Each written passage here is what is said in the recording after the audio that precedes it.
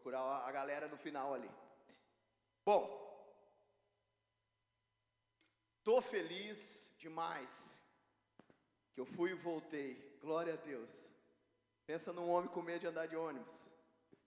Mas aqueles motora, que homens bem abençoados. Eles sabiam frear, não faziam. Não, foi uma benção. Mas só para agradecer a igreja que orou, que me abençoou financeiramente também. E Deus foi fiel.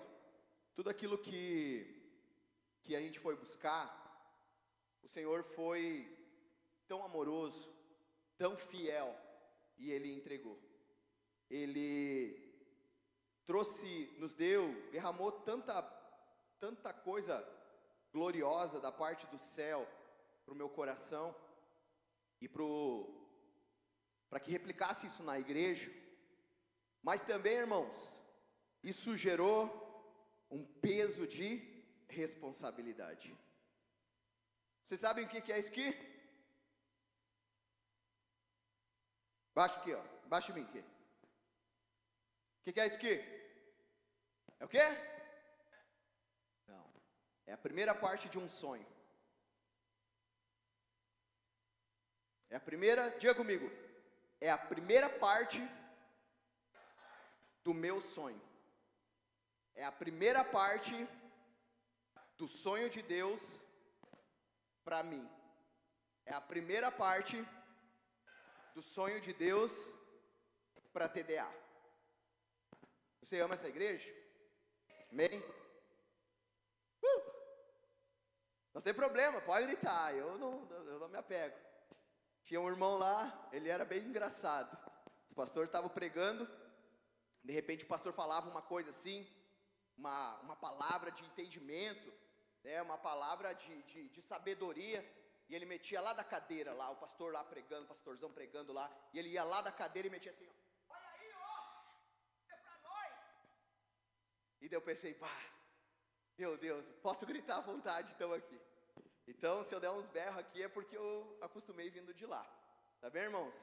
Mas eu queria pedir que você abrisse a sua Bíblia em 1 Samuel 12:17. Depois nós vamos falar sobre essa pedra, essa primeira parte de um grande sonho.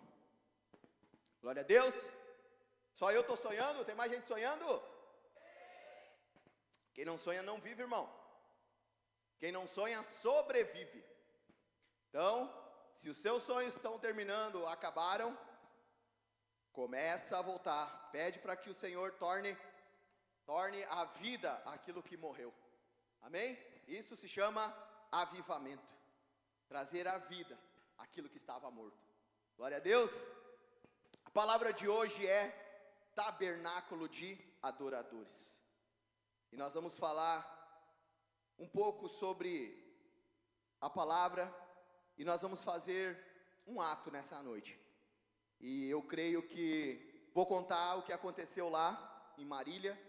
Algo que o Senhor colocou no meu coração. E eu trouxe para alguns irmãos, liguei para alguns irmãos, falei com alguns irmãos daquilo que o Senhor tinha me dado. E eles vai para cima, confiaram que era de Deus. Toca que Deus colocou no teu coração, não para não e toca. Toca porque a gente não tem tempo a perder. Mas tem muita, como eu falei antes, tem muito peso de responsabilidade de tudo aquilo que o Senhor está entregando. Né? Se entregam um tesouro para ti. Se te entregam algo valioso, não é seu. Não é seu, você tem que devolver. Você vai fazer o quê? Você vai cuidar como mais do que fosse seu. Porque senão tu vai ter que pagar 2 vezes. Então é isso. Sonhos de Deus em relação a nós como igreja do Senhor Jesus, eles precisam ser, não podem ser subestimados, irmãos. Não pode subestimar algo que Deus te entregou. O Senhor entregou para ti essa noite o teu milagre. Ele entregou para ti essa noite a tua cura. Ele entregou para ti essa noite tua família. Ele entregou para ti essa noite. Mas agora, se tu não tomar isso como posse e valorizar isso, subestimar isso, irmãos, as coisas não acontecem. Nada do que vem de Deus, nada do que vem do céu, que você subestima, que você diminui, acontece na sua vida. Um outro segredo, irmãos, toda a vitória do teu irmão, toda a vitória da igreja, você precisa celebrar, porque de Jesus. Ótimo, 6 pessoas receberam, glória a Deus por isso. Começamos bem, começamos com 6, até o final nós vamos bombar isso aqui, amém? 1 Samuel capítulo 2, nós não vamos começar muito bem, irmãos, mas nós vamos terminar de forma ótima, graças a Deus. No capítulo 2, no verso 12 em diante. Os filhos de Eli eram ímpios, não se importavam com o Senhor, nem cumpriam os deveres de sacerdotes para com o povo.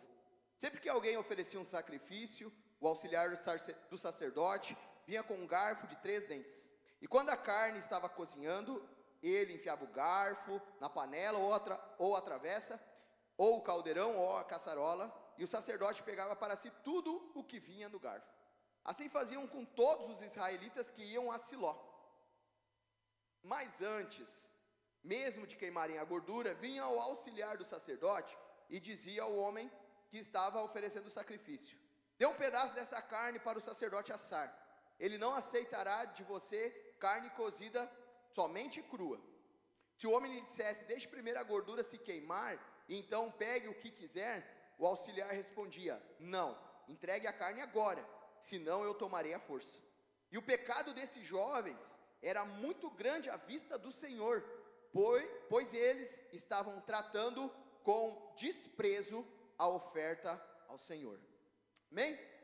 Amado Jesus, amado Espírito Santo, nós pedimos que essa noite o Senhor revele a tua vontade no meu e no nosso coração. Nós estamos aqui, Senhor, porque somos servos do Senhor e queremos conduzir de uma forma especial, não de uma forma desprezível, mas de uma forma, Pai, a qual fosse a última coisa que nós teríamos para fazer na face da terra, de fazer a tua obra acontecer, Senhor. Que o Senhor possa nos ensinar através da tua palavra como fazer isso, como não fazer o que é errado, mas fazer, Senhor, e conduzir os nossos passos naquilo que é certo, naquilo que é correto. Como sacerdotes do Senhor, como nação santa, como povo eleito, nós queremos fazer aquilo que é do alto, ser, Pai, confirmado aqui na terra, através da nossa vida. No nome de Jesus, amém. Irmãos, quando a gente olha para essa passagem, e a gente começa com ponto 1, a gente começa com Icabode, a presença se foi. Um dos filhos do sacerdote Eli, um era o Ofni e outro Finéias, mas o filho de Finéias, de um dos auxiliares do seu pai, do sacerdote Eli, sua esposa estava grávida. Depois você leia toda essa, do capítulo 1, 1 Samuel, você leia aí, pode estudar aí, durante a semana toda tem coisa para estudar, porque eu tenho que passar um pouco mais rápido. Mas Icabode significa a presença se foi, a glória se foi. Num rápido contexto de 1 Samuel, nós vemos no verso 17, a palavra de Deus falando que esses rapazes, eles tinham desprezo pela oferta, desprezo pelo sacrifício, desprezo pela presença, desprezo pelo Espírito Santo, desprezo pela obra do Senhor, desprezo por aquilo que era do alto, e valorizavam aquilo que era da terra. E porque esses homens, esses garotos, que a Bíblia não diz a idade deles, mas esses filhos do sacerdote Eli, eles, todo o ritual de oferta ao Senhor no templo, nós estamos, para situar você, nós estamos em Siló agora. Cidade de Siló foi aonde, depois que Josué atravessa, o rio Jordão, e o povo de Israel se estabelece, Siló é a cidade onde eles estabelecem o tabernáculo do Senhor. Amém? Vocês estão ligados? O tabernáculo do Senhor está estabelecido nessa cidade em Siló. E ali tem os homens que deveriam trabalhar, sacrificar, desenvolver o trabalho, a adoração ao Senhor dentro do templo. Só que esses dois cabeção, eles desprezavam. Glória a Deus que é eles, e não a igreja do Senhor, que despreza a presença. Glória a Deus que é esses dois cabeçudo, e não a igreja, que desperdiça momentos com Jesus. Glória a Deus que é esses dois idiotas, que eles tinham a presença do Senhor, estavam dentro da casa do Senhor, mas desprezavam a glória do Senhor. E porque eles desprezavam, o Senhor, Ele foi justo. Ele foi justo.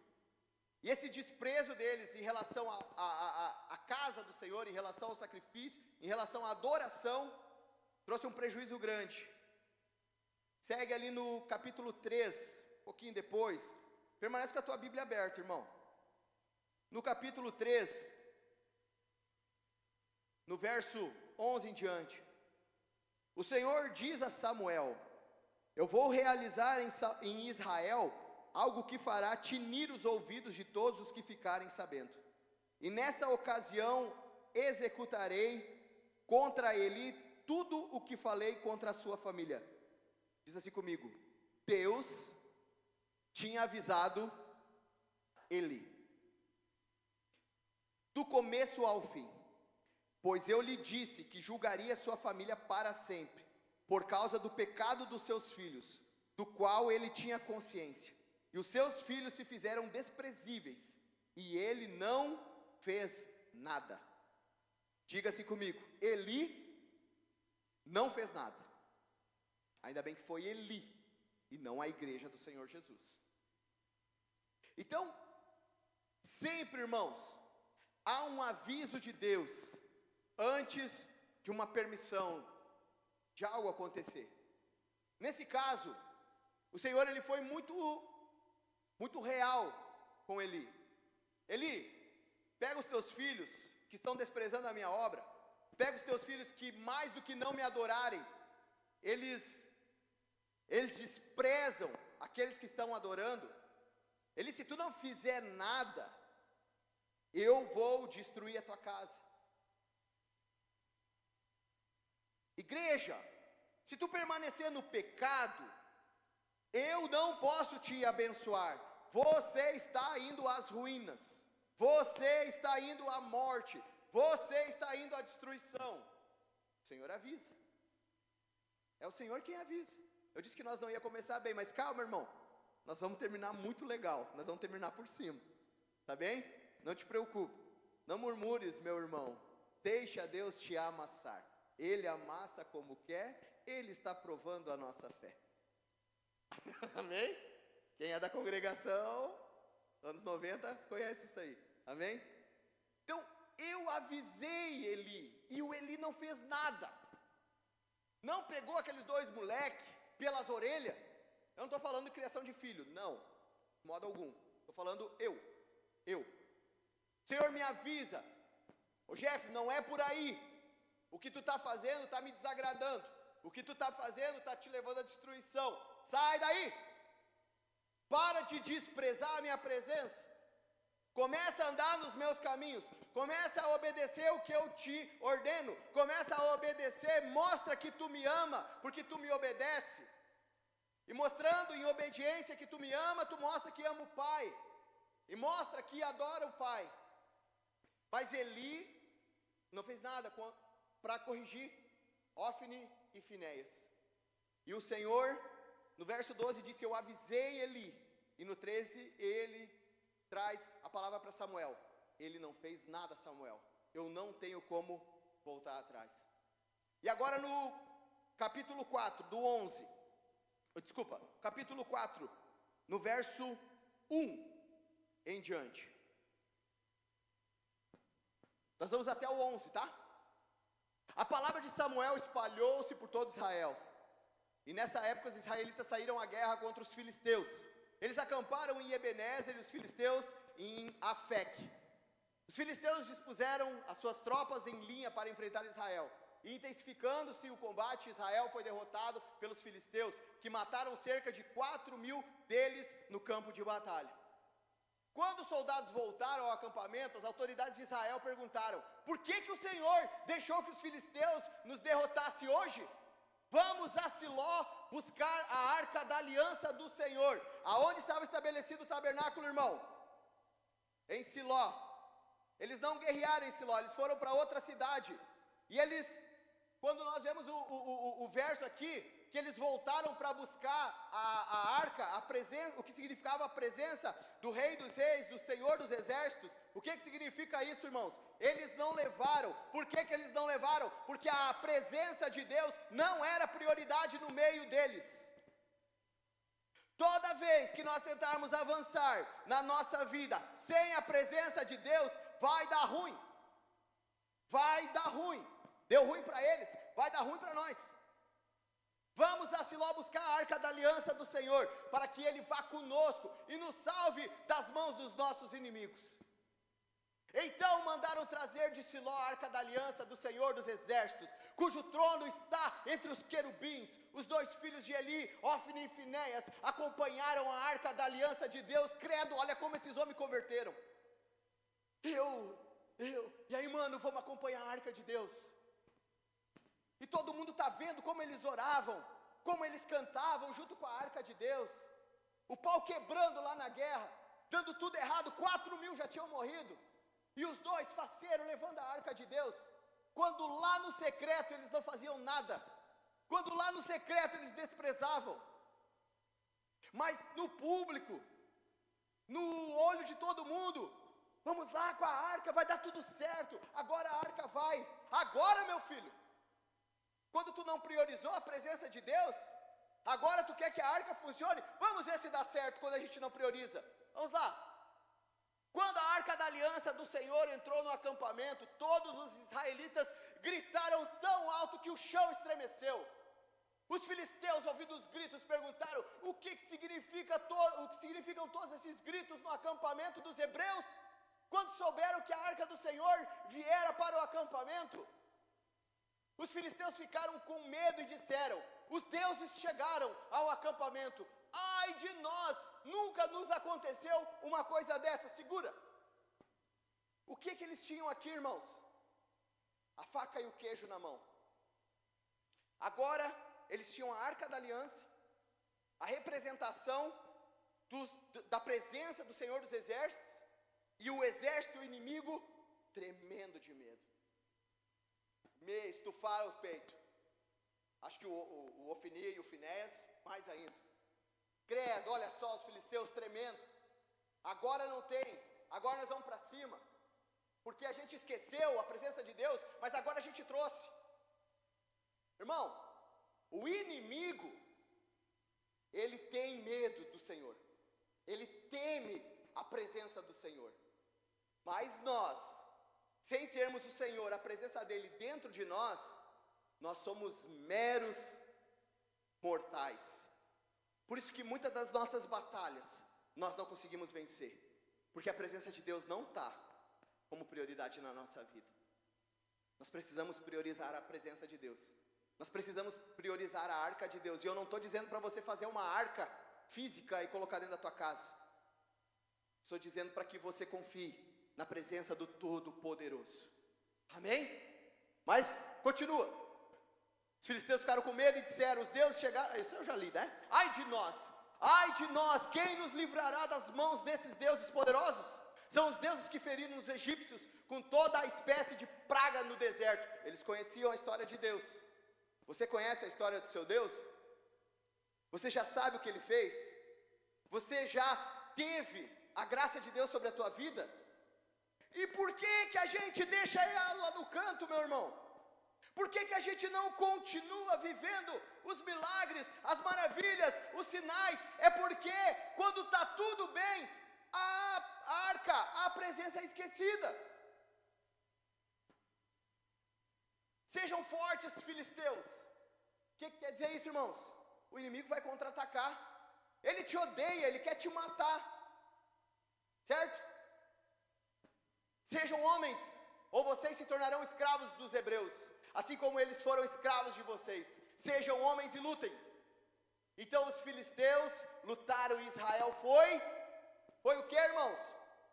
A arca estava com eles? Sim ou não? Sim ou não, igreja? Estava com eles. Por que eles foram derrotados então?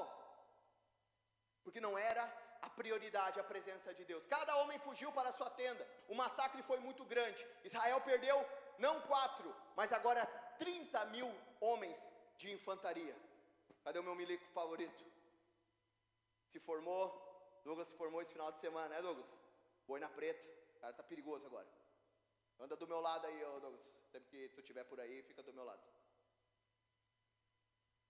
Irmãos, é sério isso. É sério. Porque a arca precisa estar à frente do exército. Esse era o mandamento, essa era a forma que o exército do Senhor vencia. A presença precisa estar à frente. O Senhor precisa estar à frente das nossas batalhas. Como que hoje nós, Igreja do Senhor Jesus, em 2025, colocamos o Senhor à frente das nossas batalhas?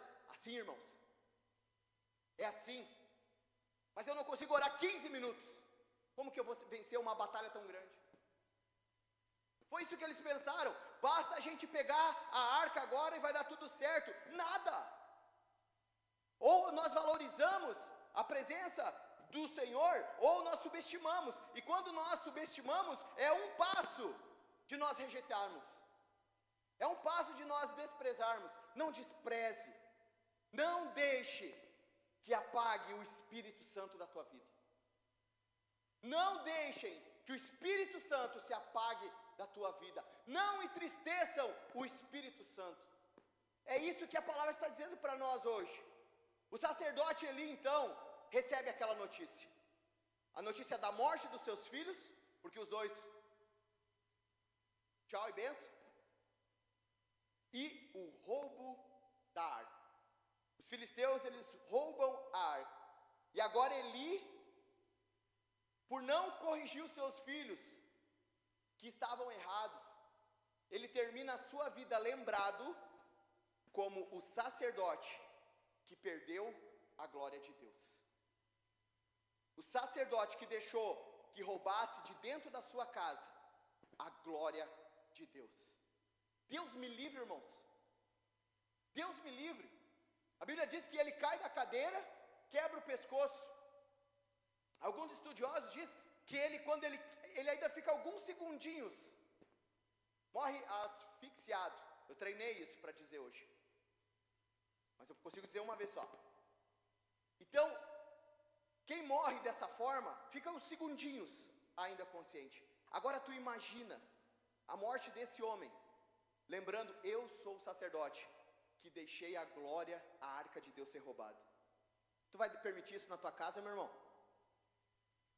Está na dúvida? Tu vai permitir isso na tua casa, igreja? Não! É isso! Nós vamos buscar o Senhor de forma tão intensa, que a glória do Senhor vai mexer com todo mundo que entrar. O fofoqueiro vai parar de fazer fofoca, o brigão vai parar de brigar, toda vez que entrar na tua casa, botou o pé, vai virar santo, meu irmão. Botou o pé, vai virar santo. Botou o pé, o doente, ele vai ser curado. Quando o doente chegar na tua casa, tu não vai perguntar como é que está, ele vai dizer, eu estou mal. Pois é, eu também estou mal. Isso vai acabar, irmão. Quando a Shekinah de Deus entra e transborda a nossa casa, meu irmão, a manifestação do poder do Espírito Santo acontece. Agora, eu quero isso. A igreja tem isso, por promessa a igreja tem isso. Agora nós precisamos querer e viver isso. A descendência de Eli agora é lembrada por quem a glória se foi. Icabode. A glória se foi. E a arca fica agora roubada por os filisteus 7 meses. E eles começam a ter tudo que é tipo de lepra, doença. E eles dizem, pelo amor de Deus, não queremos mais que. Manda de volta para os hebreus. Manda de volta para Judá. Manda de volta. Meu irmão, Siló tinha estabelecido o tabernáculo. Em Siló era a cidade da adoração. Naquele lugar é onde o povo ia sacrificava. O povo chegava lá para adorar. Hoje nós não precisamos ir até Siló. Hoje nós não precisamos ir nem até Jerusalém para adorar. Eu ainda quero ir, mas hoje nós não precisamos ir lá. Hoje o Espírito Santo de Deus habita em mim e em você. Hoje a igreja do Senhor Jesus tem a graça do véu ser rasgado pelo sacrifício de Jesus na cruz e ter livre acesso à presença do Santo dos Santos e no santo lugar. E é por isso que o Senhor Jesus, ele fala em Apocalipse 3:20, ele diz assim: eis que estou à porta e se alguém ouvir a minha voz e abrir a porta, eu... E o quê? Quem não quer ter uma refeição com Jesus, meu irmão? Quem não quer ter uma refeição com Jesus? Irmãos, igreja, nós precisamos trazer o retorno da arca para dentro das nossas casas. Sim ou não? Casa triste? Não mais. Vai ter tristeza? Nós vamos passar, mas nós não vamos viver naquela tristeza até o fim dos nossos dias. Vai ter dificuldade? Vai.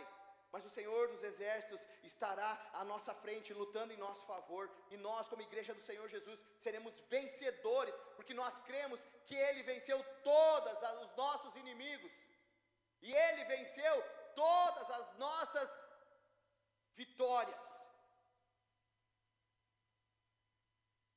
Vou tentar de novo depois, numa outra hora.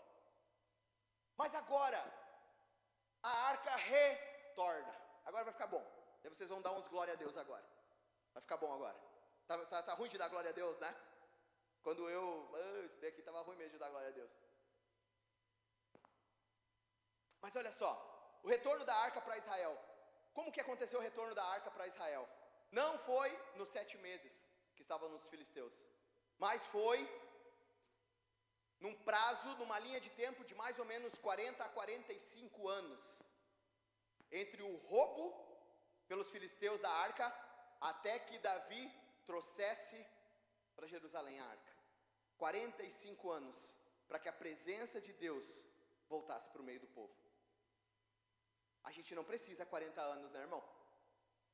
Não precisa 40 anos para despertar e saber que nós temos que buscar o Espírito Santo todos os dias da nossa vida. Sim ou não? Nós não vamos esperar 40 anos, né? Quem tem 40 a mais aqui? Meu Deus, que vergonha, isso é a idade. Vocês estão tudo inteiraço. Coisa mais linda do mundo. Imagina, praticamente a tua vida toda foi o que a presença de Deus estava longe do lugar onde ela devia estar, no tabernáculo. Ela é levada a Bet-Semes, é levada a Kiriat Jearim e colocada na casa de Abinadab, aonde ela permanece guardada por mais ou menos 40 anos. Mas o tempo de Samuel, entre o ministério de Samuel e o reinado de Saul, dá um prazo de mais ou menos 45 anos. Saul reina durante 40 anos, mas o rei de Israel, por que, gente? Israel, o povo de Deus, rejeitou Samuel e pediu Saul. Não quis. E Saul, ele reina, mas ele não se preocupa em trazer a arca de volta. Saul, o rei, ele poderia levantar o exército e fazer a arca precisa voltar para o lugar dela. Não, 40 anos. Vamos levar, tipo o Zeca Pagodinho, deixa a vida me levar. Conforme vai indo.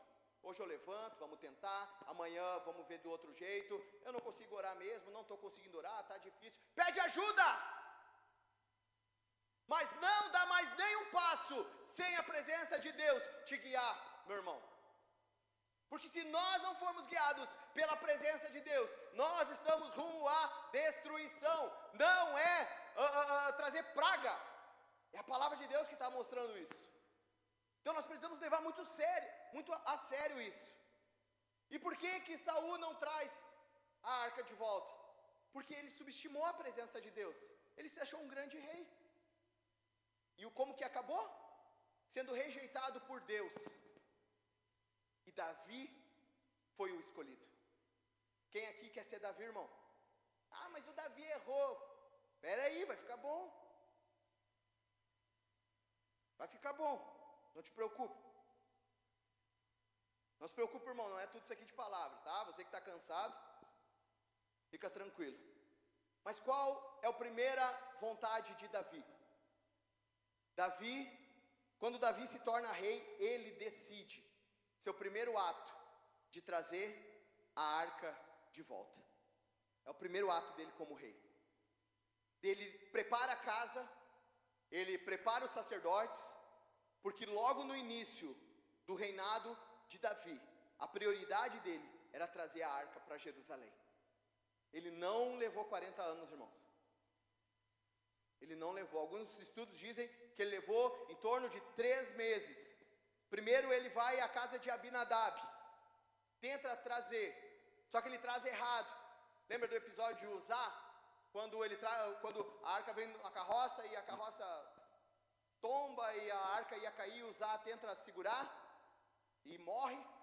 Davi fica frustrado, fica chateado com Deus. Eu estou fazendo o que é melhor, menino mimado.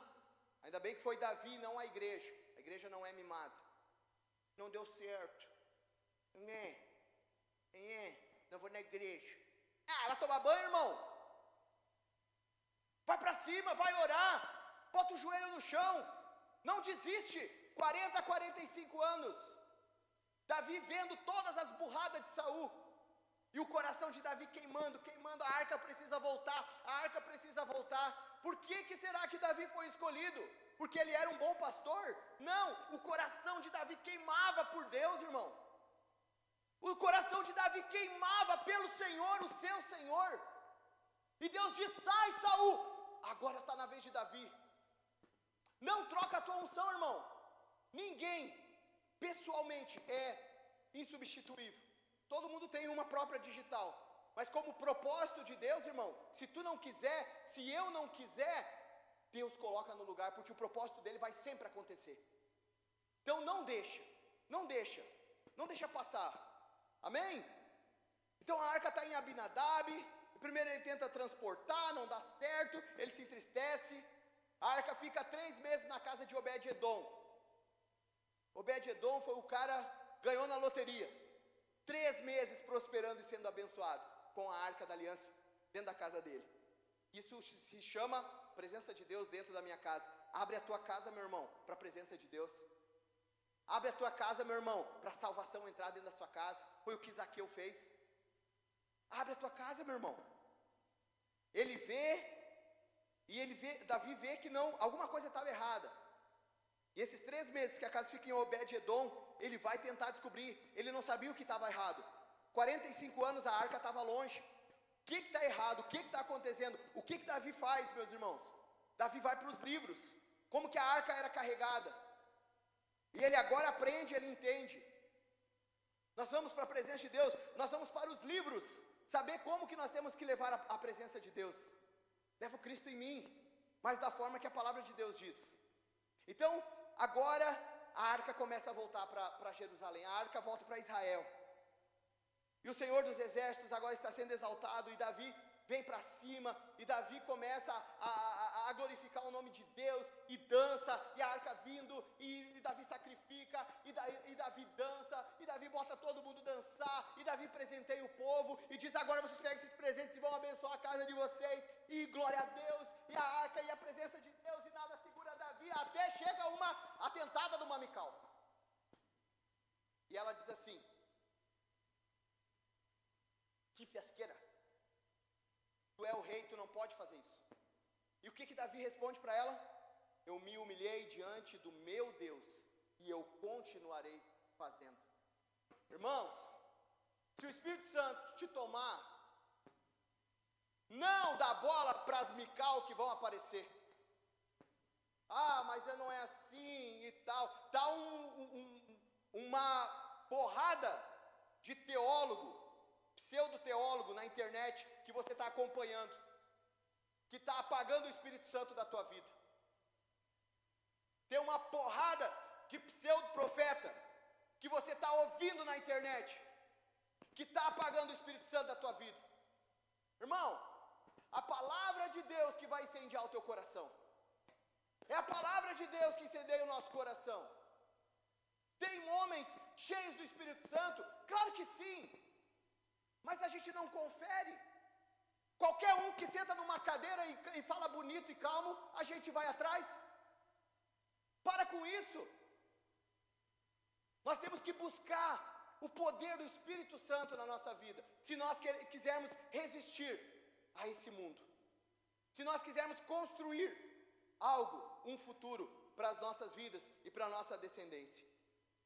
E Davi termina dizendo: me humilhei diante do meu Deus e vou continuar fazendo isso.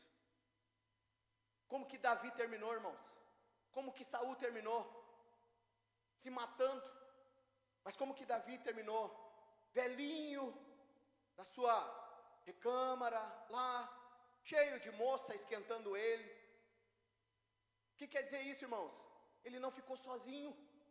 Ele não terminou sozinho. Ele ficou cantando lá, com ele tinha uns 2 caras da harpa, pá, tocando para o Davi, o rei tocando, e o Davi aqui, meu Jesus, Senhor, quem sou eu para terminar assim? E Deus dizendo: tu está terminando assim porque tu foi fiel, meu filho. Tu está terminando assim, com muitos do teu lado, porque tu cuidou dos muitos meus. Tu está terminando assim, como um pastor de ovelhas, que tu cuidou do povo de Israel. O que eu pedi para te fazer, tu fez. O teu chamado tu cumpriu. O teu ministério tu cumpriu. Quando eu disse vai na madrugada cuidar do povo em oração, tu fez. Quando eu pedi para que me obedecesse, tu me obedeceu, Davi. Por isso que tu está terminando bem. Davi, tu terminou como um matador de leão. Davi, tu terminou como um músico, Davi. Tu expulsava demônios como um músico. Olha, Davi, tu terminou, Davi, como um profeta. Davi, tu era Senhor, mas eu era um improvável, eu era o último da casa do meu pai. Davi pensando, velhinho, com frio, porque os velhinhos têm frio. Mas ele estava aquecido, um monte de gente ao seu redor, porque Deus cuidou até do frio de Davi. Então, mas eu sou um improvável, mas tu é um improvável, Davi, que atraiu os meus olhos.